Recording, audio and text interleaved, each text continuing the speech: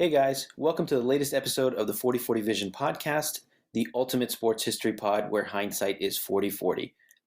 Before we get started, let's pay some bills and hear from our presenting sponsors. What's up, everybody? Welcome to the 4040 Vision podcast. I am your host, Khaled Abdallah, and I'm joined once again by a very special guest, good friend Robert Forto. How's everything going today, Robert? Everything is great up here. Thanks for having me back. Of course. So, on our last episode, Robert came on, and actually, let me do the introduction first, just in case folks did not listen to the last episode. So, Robert Forto, in his own words, is a dog musher, podcaster, and serial entrepreneur that lives in the wilds of Alaska with his pack of sled dogs. We should also add is the new owner of Mushing Magazine, and we'll definitely be talking about that on today's episode. And the topic is we're going to dive a little bit into what Robert and his company intends to do with Mushing Magazine, which is a legacy magazine that covers mushing, dog sledding, and all that other stuff. And we'll talk about some other dog sledding stuff and other things that you've been up to because you are a very interesting person, my friend. So Well, thank you. let's talk about you guys acquiring Mushing Magazine. How did that come about?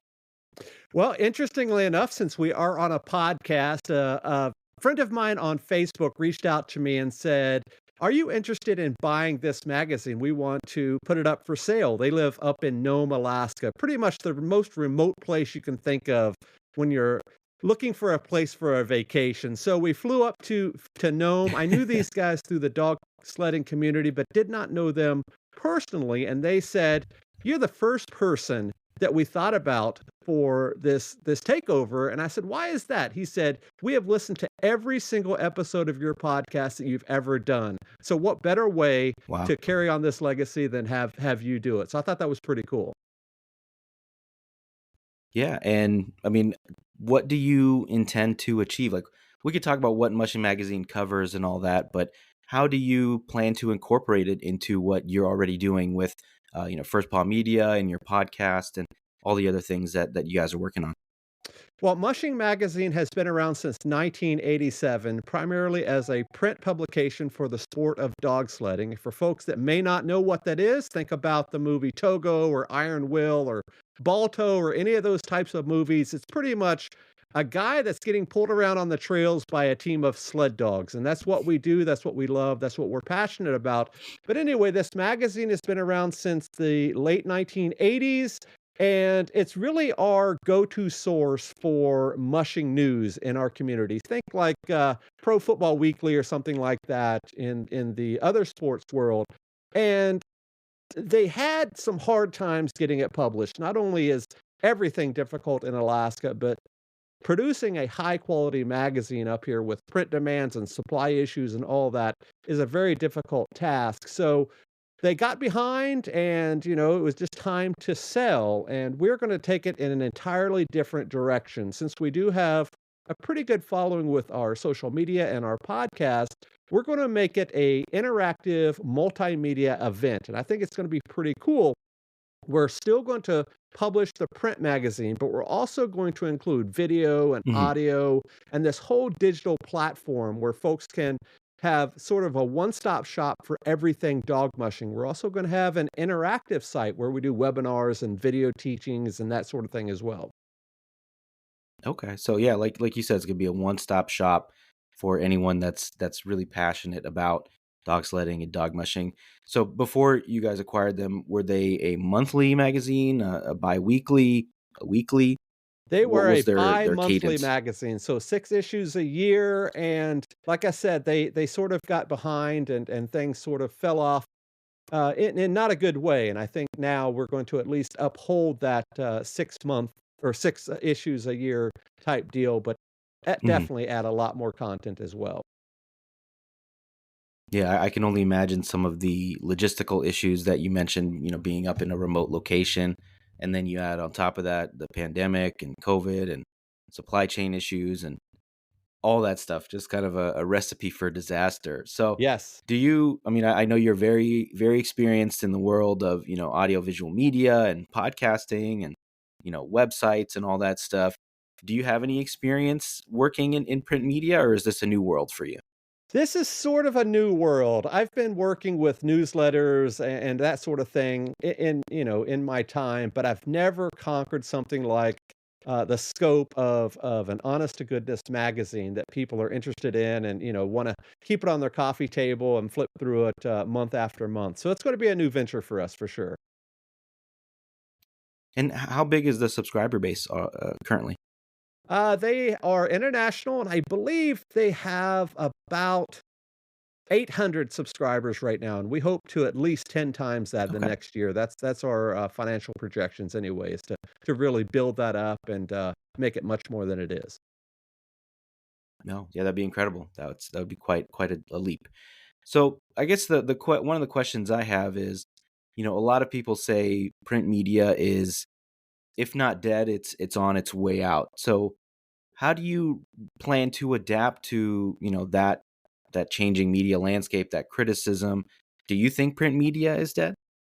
I think there's still a Obviously place not. for Yeah, I think there's still a place for print media. As I said, people still like to hold on to stuff, and there's always that debate of should I carry a book on the plane or my Kindle? And I think you have arguments on both sides of that. And I think the same goes with magazines. And yeah, they are falling down by the wayside, but I think that there's still a niche for that. And we're in a very niche market with what we do. And I think for folks that do read Mushing Magazine in particular, they may not have access to other forms of media consumption like a lot of us do. If you live in rural Alaska or northern Scandinavia or someplace like that, you may not have the bandwidth to watch YouTube Mm, videos or listen to podcasts and that sort of thing. So they're still getting their news from more old school ways. And I think in one way we can capture that. But as I mentioned earlier, we want to incorporate different ways that we can utilize media. And one of the things that we're thinking about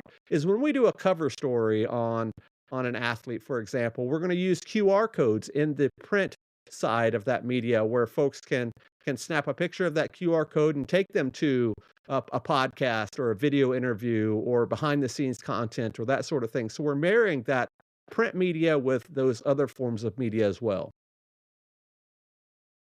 yeah, that's I think the way to go is to not just make it just a physical copy. There's got to be, the tie-ins and things like that. And it's interesting. I didn't think about the folks that, like you said, are in more remote locations that maybe are still reliant on, AM radio to get their news, or satellite TV, versus the internet, and of course, newspapers and things like that. So, I mean, for me personally, I grew up on magazines, whether it was Sports Illustrated or ESPN the magazine.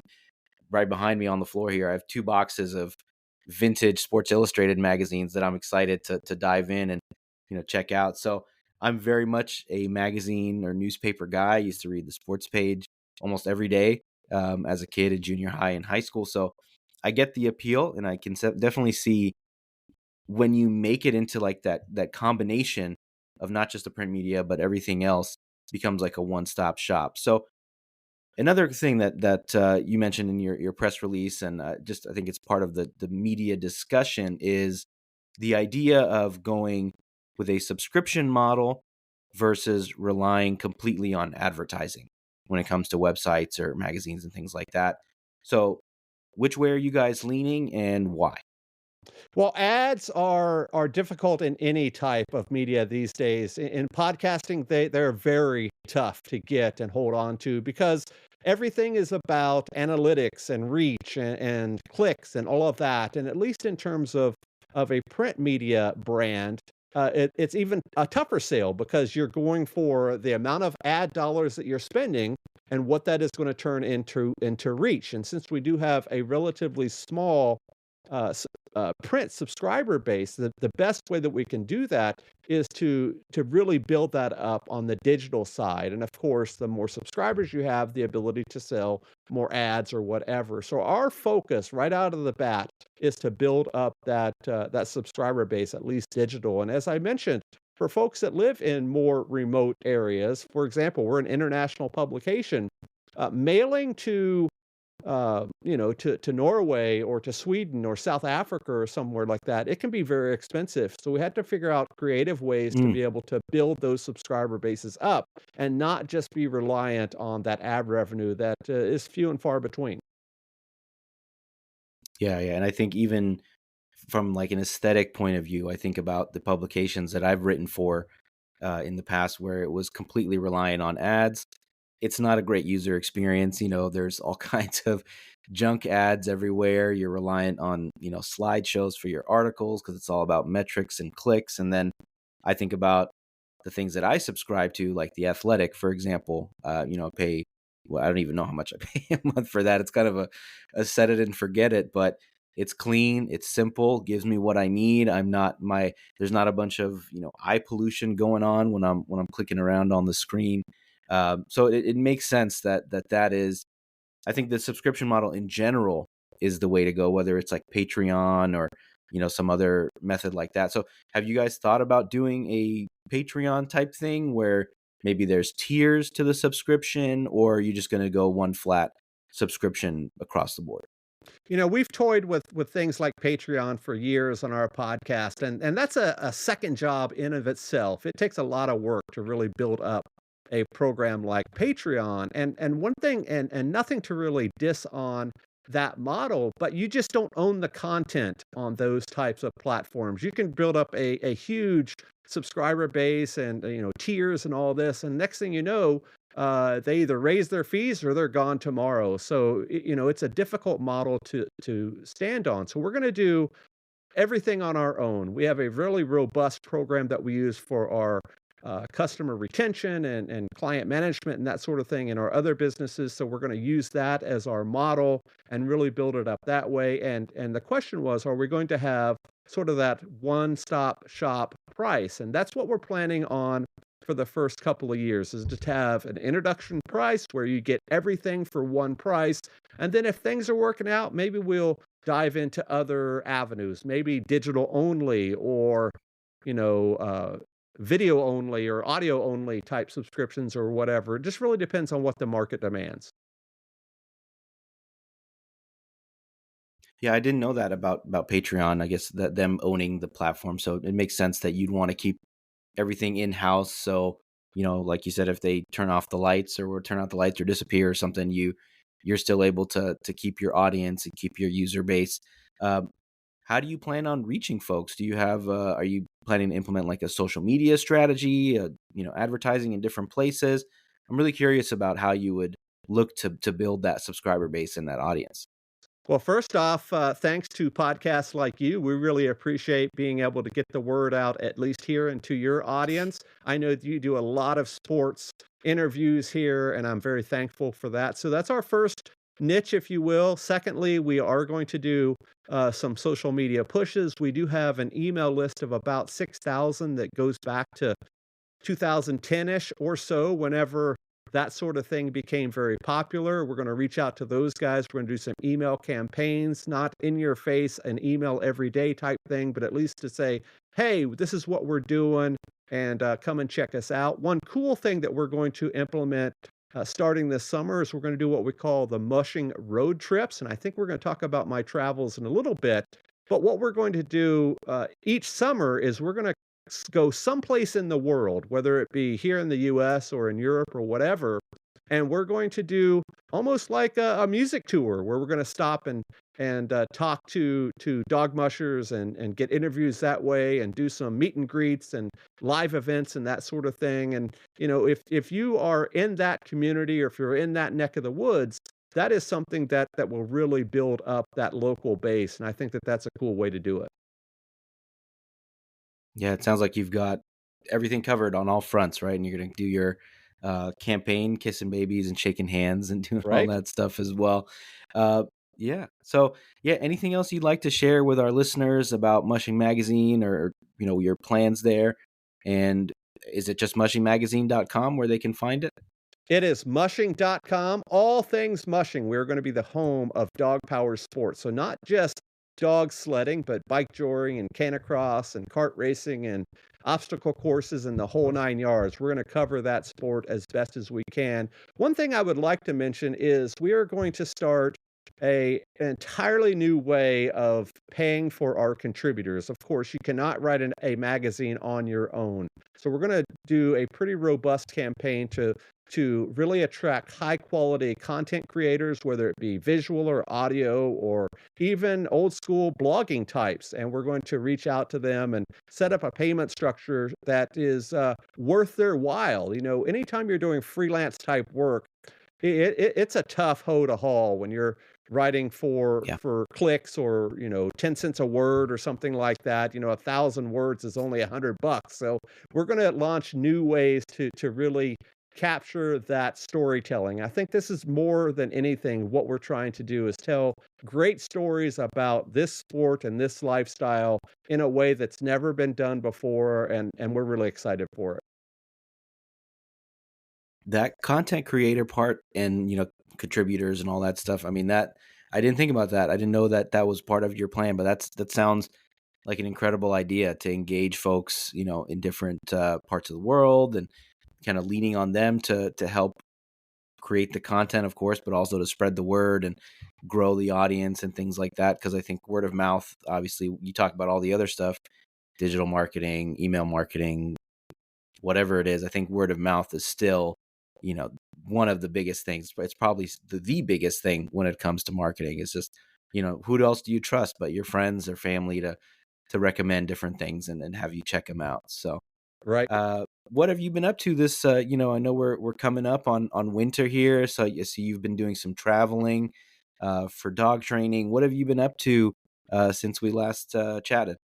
Well, we have about 2.5 feet of snow outside here in Alaska, expecting another 8 inches or so tonight. So we're looking forward to really getting out and running our dogs. If things will firm up a little bit on the trails, we do a little bit of traveling. Just this past weekend, when we're recording this, we were in New England and working with a service dog client up in Maine. And for something that nobody knows yet, this will be a first.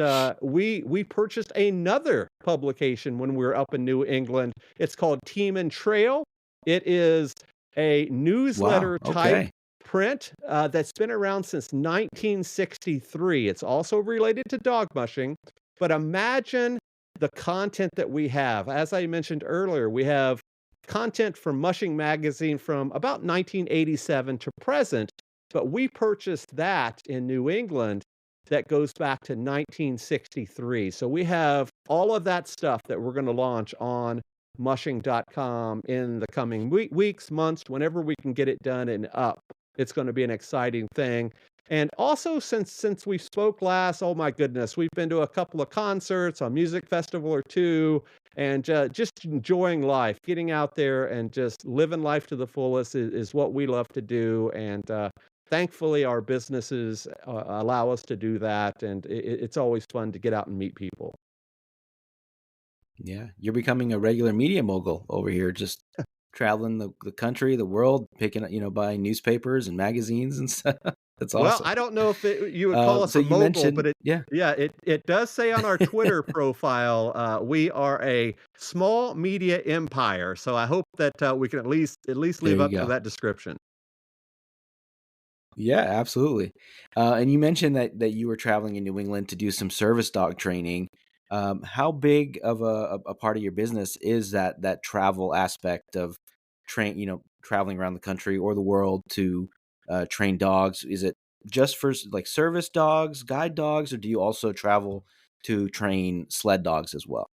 We don't train sled dogs, but we have several clients throughout the country that we meet up with. Just in the last 6 months or so, we've worked with our client in Maine. We've worked with clients in Alabama, Texas, California, other places I'm sure I'm forgetting now. But just being able to have that reach is very important to us because, dog training can be done by anywhere, by anybody, anywhere. But we have sort of a unique system that we do that is unlike a lot of other programs out there. I've been dog training since 1994. So I've been around the block a couple of times, and I think we have a system that works pretty good. Yeah, and obviously, if people are flying you around the country. There's definitely the proof is in the pudding, as they Right. say. Uh, so you mentioned you got a couple feet of snow outside. I mean, I'm sure there's a few more months left of winter. up in Alaska. Any big plans for the winter? Any races coming up that you plan to race or attend coming up? Oh yeah, we're definitely have a full slate of races on our schedule here in Alaska. We're going to do some sprint mushing, and we're going to do a little bit more mid-distance mushing coming up. So we're looking forward to that. But now that we have this Mushing Magazine platform, we're going to sponsor a lot of local races as well. So you'll see our banners and our booth set up and that sort of thing. So we're going to be able to get the word out there. And coming up in January and February, I teach at the local universities, both University of Alaska and Alaska Pacific. I teach dog mushing there, so I'm looking forward to that. People are already signing up for a college credit type course to learn dog mushing. I think I'm one of the few in the world that teaches that course, and I'm really honored and grateful to be able to have that position to teach the next generation of outdoor leaders how to become the best they can be as well. That's amazing. You've got a lot on your plate. You said a mini or small empire, some college courses, some races. So you're going to be a very, very busy man. I'm sure you're already a very busy man. So thank you for coming on. We appreciate your time. Any last words about where people can find your work, where people can check you out on social media and all that? You can find me on social media at Robert Forto. That's Forto. I think I'm on every platform out there: LinkedIn, Twitter, X, whatever it's called these days, Facebook, whatever. We are out there. And of course, check out our new site, mushing.com. That's pretty easy to find. And make sure that you check us back because we're going to have a lot of content that's popping up there in the next weeks or two. Yeah, I'm gonna do that as soon as we get off the call. I'll be signing up for all the social media and adding mushing.com to my bookmarks. Hopefully, you guys have an email newsletter for or something like that, so I can stay on top of what you guys are doing. And as for the 4040 Vision podcast, thank you guys for checking us out. Make sure to leave us a review and subscribe wherever you're listening to this podcast, and make sure to follow us on all the major social media platforms at 4040 Vision Pod. Thanks, y'all. Thanks, Robert. Appreciate it. Thank you.